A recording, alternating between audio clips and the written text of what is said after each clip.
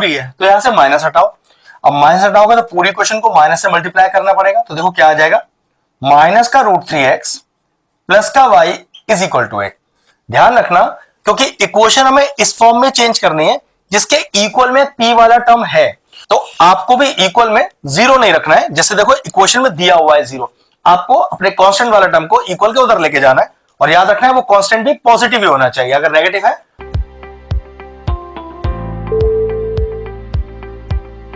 Hello friends, आज हम topic discuss करें क्लास 11 से। चैप्टर लिया है हमने स्ट्रेट लाइंस। बहुत अच्छा सा क्वेश्चन है, 2 से 3 नंबर का वेटेज रखता है लेकिन एग्जाम में आएगा जरूर।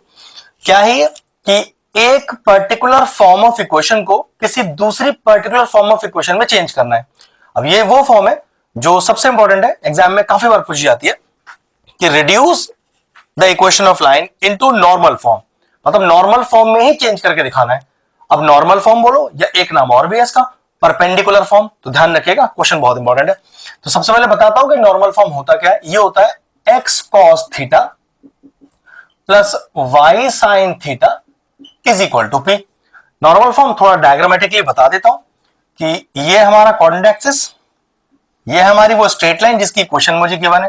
तो ध्यान रखिएगा, ओरिजिन से एक परपेंडिकुलर डिस्टेंस है जिसको हम किससे डिनोट करते हैं, p से डिनोट करते हैं, और यहां ये एंगल थीटा को डिनोट करता है।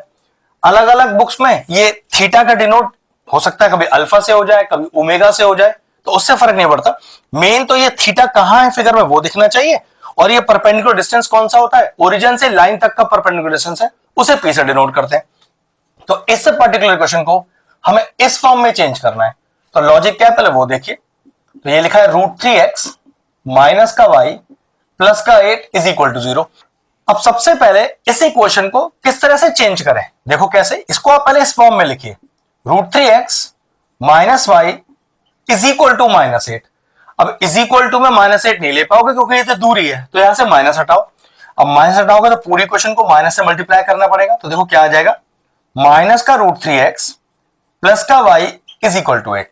ध्यान रखना क्योंकि इक्वेशन हमें इस फॉर्म में चेंज करनी है जिसके इक्वल में p वाला टर्म है, तो आपको भी इक्वल में जीरो नहीं रखना है। जैसे देखो इक्वेशन में दिया हुआ है जीरो, आपको अपने कांस्टेंट वाला टर्म को इक्वल के उधर लेके जाना है और याद रखना है वो कांस्टेंट भी पॉजिटिव ही होना चाहिए, अगर नेगेटिव है पूरी क्वेश्चन को माइनस से मल्टीप्लाई कर देंगे। ठीक है, अब देखो फॉर्मेट कैसा होता है, माइनस का √3x whole upon under root of x के कोफिशिएंट का स्क्वायर प्लस y के कोफिशिएंट का स्क्वायर। अब x का कोफिशिएंट -√3 है, माइनस का √3 स्क्वायर कर दिया, y का कोफिशिएंट 1 है तो 1 का स्क्वायर कर दिया, plus y upon under root of फिर से वही x के कोफिशिएंट का स्क्वायर प्लस y के कोफिशिएंट का square is equal to 8 upon under root of x के कोफिशिएंट का स्क्वायर प्लस y के कोफिशिएंट का स्क्वायर। क्वेश्चन कोई सा भी अगर आपको उसे नॉर्मल फॉर्म में चेंज करना है या परपेंडिकुलर फॉर्म में चेंज करना है, तो सबसे पहले इक्वल में कांस्टेंट लेके आइए, वो भी पॉजिटिव। पहला टर्म अपॉन x के कोफिशिएंट का स्क्वायर प्लस y के कोफिशिएंट का स्क्वायर, फिर प्लस y दूसरा टर्म, अपॉन में फिर वही same term is equal to में 8, अपॉन में फिर वही सेम टर्म। अब देखो ये कितना लिखा हुआ आएगा, माइनस का √3x होल अपॉन, ये वाला माइनस तो स्क्वायर की वजह से चला गया, √3 का स्क्वायर इज 3, 1 का स्क्वायर इज 1, तो 3 प्लस 1 4, तो √4, and what is √4, √4 is 2। Same यहां पर y अपॉन, यहां पर भी 2 ही बचेगा और यहां पर 8 अपॉन 2 बचेगा। अब जरा प्रॉपर ही लिखते हैं इसको, तो ये हो गया माइनस का √3x upon 2 plus y upon 2 is equal to 4। अब इस इक्वेशन को जर्नल फॉर्म से कंपेयर कीजिए, तो देखो जरा, x cos theta plus y sin theta is equal to p। तो क्या p का वैल्यू डायरेक्टली आपको 4 समझ में आ रहा है? बिल्कुल समझ में आ रहा है। ये तो कंफर्म हो गया कि p का वैल्यू तो 4 है। अब जरा x का कोफिशिएंट cos थीटा, x का कोफिशिएंट यहां क्या है, यहां पर है माइनस का √3/2, तो cos थीटा की वैल्यू आ गई। इसी तरह से y का कोफिशिएंट sin थीटा, लेकिन जो हमने इक्वेशन में बनाई है वहां y का कोफिशिएंट क्या है, 1/2। अब क्वेश्चन में करना क्या है, हमें कुछ ऐसा करना है कि मैं एक ऐसा थीटा ढूंढूं जो जब साइन में पुट किया जाए तो 1/2 दे दे, लेकिन जब उसे कॉस में पुट किया जाए तो वो माइनस का √3/2 दे। तो चेक करो ऐसा कौन सा क्वाड्रेंट है जिसमें साइन पॉजिटिव होता है, कॉस नेगेटिव होता है। तो ध्यान से देखें। तो देखो जरा, साइन पहले पॉजिटिव, तो आफ्टर स्कूल, यहां की बात करें सेकंड क्वाड्रेंट में, तो साइन तो आपको यहां पॉजिटिव ही मिलेगा, लेकिन कॉस यहां नेगेटिव मिलेगा। तो ये तो कंफर्म है कि मेरा मेन क्वाड्रेंट जो मुझे चूज करना है वो सेकंड क्वाड्रेंट है। अब नियम देखो कि साइन थीटा 1/2 एक्चुअल में होता कब है? साइन थीटा 30 डिग्री पे 1/2 होता है, मतलब π/6 पे। लेकिन अगर मैं यहां पर वो π/6 डालू तो मेरे पास नेगेटिव वैल्यू तो नहीं आएगा कॉस का। इसका मतलब यहां मेरा थीटा π/6 तो नहीं है। लेकिन देखो जरा, सेकंड क्वाड्रेंट की बात कर रहे हैं ना, अब सेकंड क्वाड्रेंट कहां से बना है? ये π/2 से और पाई के बीच में बना है।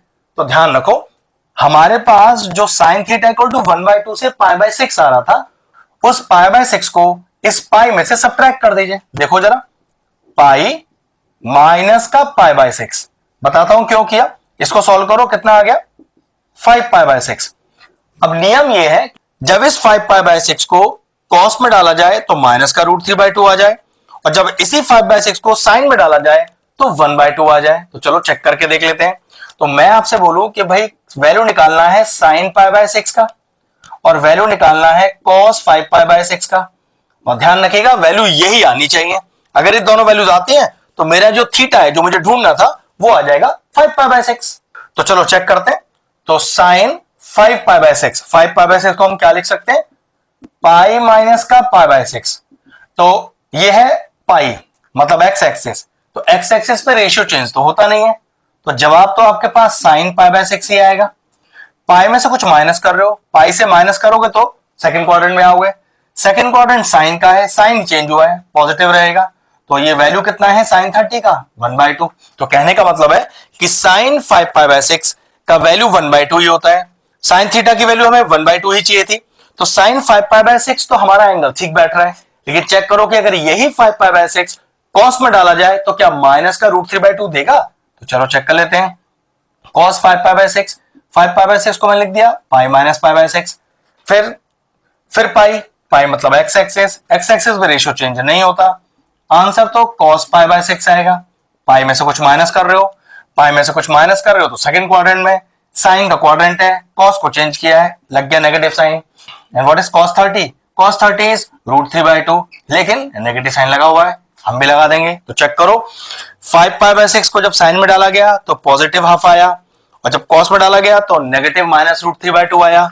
वही वैल्यू मुझे चाहिए था। तो पता चल गया कि यहां पर थीटा कितना है मेरा? थीटा है मेरा 5π/6। तो फाइनल आंसर क्या हुआ? मतलब फाइनल हमने नॉर्मल फॉर्म में कैसे चेंज करना है? तो x cos 5π/6 plus y sin 5π/6 is equal to p, और p कितना निकाल चुके हैं? 4।